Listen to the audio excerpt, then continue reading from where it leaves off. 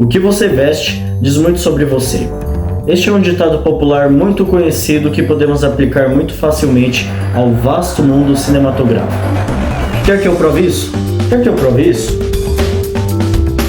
O que vestimos ou o que vemos alguém vestindo realmente pode trazer ao nosso cérebro algum estado emocional específico.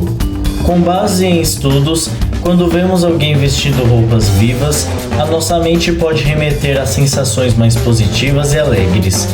Já quando vemos alguém vestindo roupas mais espessas e fechadas, com cores em tonalidades mais escuras e densas, a nossa mente pode transmitir sensações mais negativas e tristes. Pois é, o nosso cérebro tem uma sacada dessas. Por exemplo, no remake de Amor Sublime Amor, dirigido por Steven Spielberg, nos é apresentada a personagem Anita, uma costureira porto-riquenha na Nova York de 1957, interpretada por Ariana DeBose. Isso é irônico se considerarmos que suas roupas realmente demonstram como está o estado de espírito de Anita. No número musical América, Anita veste um vestido amarelo claro e solto, transmitindo a sua expectativa positiva em relação ao sonho americano, mesmo sendo uma imigrante latina em meio a um tempo de preconceito. Já perto do final do filme, ela usa um vestido preto mais apertado, enfatizando o luto que acaba passando no decorrer da história. Às vezes, o figurino atua junto do intérprete, o que se pode dizer com segurança no caso dessa obra, em que Paulo Tezuel foi indicado ao Oscar de melhor figurino e Ariana DeBose não foi só indicada, como venceu o Oscar de melhor atriz coadjuvante. Se um personagem possui uma cultura mais chique, ele deve vestir roupas chiques, como Miranda Priestly, interpretada por Meryl Streep, em O Diabo Veste Prada.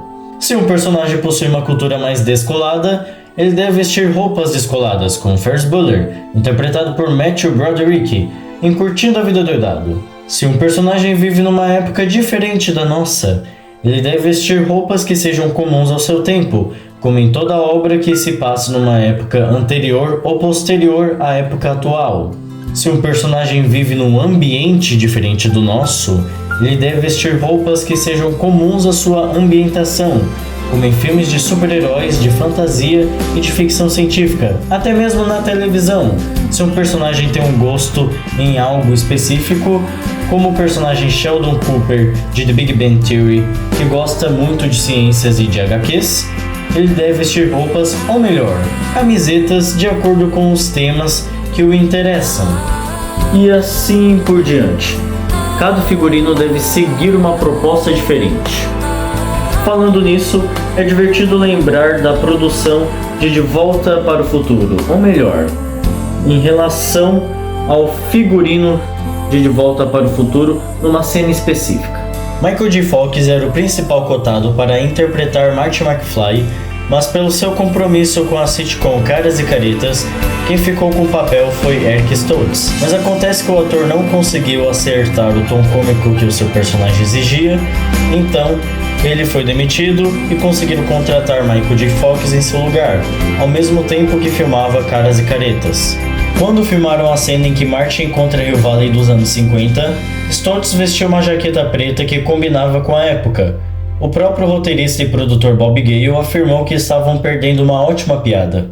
Então, quando foi a vez de Fox filmar essa mesma cena, o seu personagem vestiu uma jaqueta laranja bufante, uma roupa tipicamente dos anos 80, que não combinava com a época em que Marty estava vivenciando naquele momento. O que enfatiza que o nosso protagonista realmente está deslocado de seu tempo natal. Agora que sabemos a importância do figurino para as obras audiovisuais, quando ele se tornou uma categoria da mais prestigiada premiação de filmes de todo o mundo, do Oscar. Basicamente, o Oscar começou no ano de 1929, premiando filmes exibidos em Los Angeles entre 1º de agosto de 1927 até 31 de julho de 1928. No entanto, apenas no Oscar 1949, a 21ª cerimônia de premiações da Academia, em que o figurino se tornou uma nova categoria. Ou melhor, duas categorias, já que o Oscar separava algumas categorias para filmes em preto e branco e para filmes coloridos.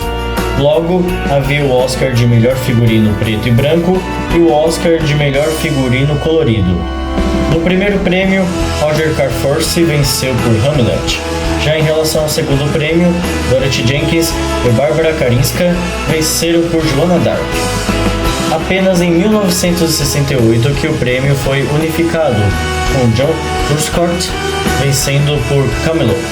Aliás, falando em figurino no Oscar, você conhece Luciana Higg?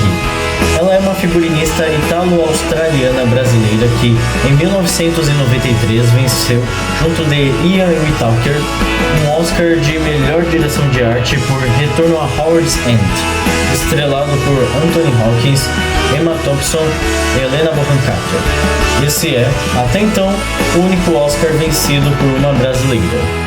No final de contas, o que um personagem veste diz muito sobre ele, sobre o clima do filme e sobre como a sétima arte consegue nos manipular por diversas categorias, até mesmo com roupas. E é isto!